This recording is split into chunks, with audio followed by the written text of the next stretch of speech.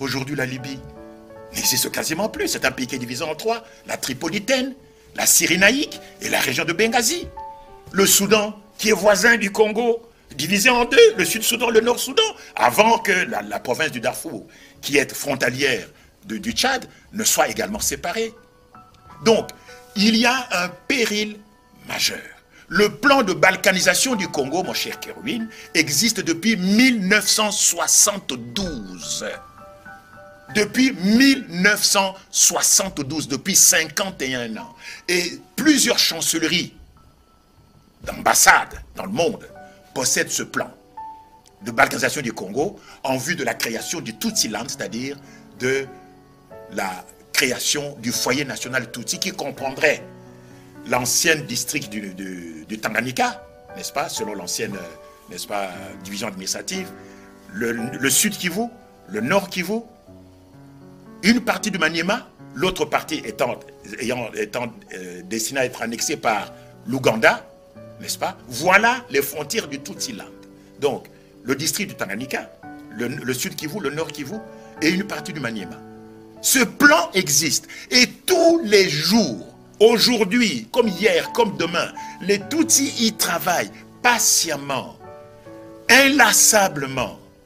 Depuis Kingakati, où il est réfugié dans sa forteresse, Joseph Kabila y travaille tous les jours. Pendant la journée, Joseph Kabila est un Congolais. La nuit, c'est un Tutsi. Le phénomène Mombondo, les gens ne se posent pas la question, mais pourquoi brusquement les Bateke et les Bayaka se mettent à se taper, à se couper des machettes? Mais c'est Kabila qui l'attend. Et soit noté en passant, encore une anecdote. Vous n'allez pas y couper. Je pose souvent la question aux Congolais. J'ai animé pas mal de conférences ici en Europe, partout j'ai animé des conférences. Je pose la question aux Congolais. Dites-moi, qu'est devenu Hippolyte Kanambe, le commandant Hippo? Les gens disent, ah, le commandant Hippo. Mais c'est Joseph Kabila. J'ai dit non. L'un s'appelait Hippolyte, celui-ci s'appelle Joseph. Ce ne sont pas deux personnes, ce ne sont pas c'est pas la même personne.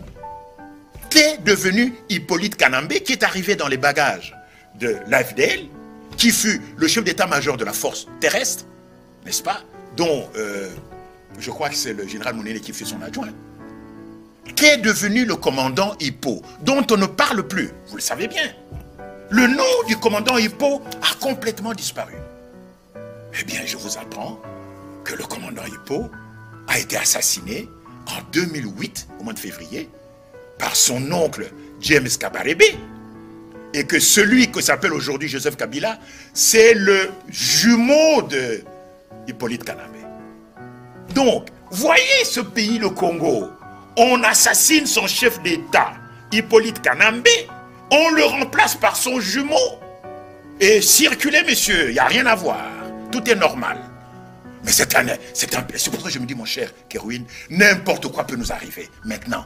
Quand on remplace un chef d'État à la tête d'un pays, sans que les gens s'en rendent compte. Ni les militaires, ni le clergé, ni le cardinal, ni les évêques, ni les journalistes, ni les ministres, ni les députés, ni les sénateurs. Personne ne s'en rend compte qu'on a remplacé un chef d'État. J'ai avec moi ici la photo des deux jumeaux côte à côte. Ils se ressemblent comme deux gouttes d'eau, mais ce ne sont pas les mêmes personnes. Donc Jeannette... n'est pas la jumelle. Ah, Kabila n'est pas la jumelle. Mais non. Mais le monsieur est bel et bien un jumeau. Mais bien sûr, Joseph Kabila est jumeau de Hippolyte, mais pas de Jeannette Kabila. Ils ne sont pas nés la même année, ni dans la même ville. Et d'ailleurs, Jeannette Kabila est en fait apparentée à qui? À James Kabarebe. James Kabarebe qui est en fait... Vous savez, James Kabarebe vient quasiment chaque week-end faire la Nouba à Kinshasa. Quasiment chaque week-end. Il descend à bord de son avion jet privé à l'aéroport de Njili. Une voiture aux vitres blindées s'avance sur le tarmac. Il monte à bord de la voiture, ni vu ni connu. Il vient faire la Nouba dans les hôtels à Kinshasa. C'est tout. Voilà où nous en sommes. Et lui-même, Joseph Kabila, vous savez, pendant il n'a jamais pu tenir un débat à la télévision. Et jusqu'à présent, d'ailleurs, je me rends compte qu'aucun des 24 candidats ne passera devant les écrans de télévision pour animer un débat. C'est quoi cette démocratie où les protagonistes ne tiennent pas de débat?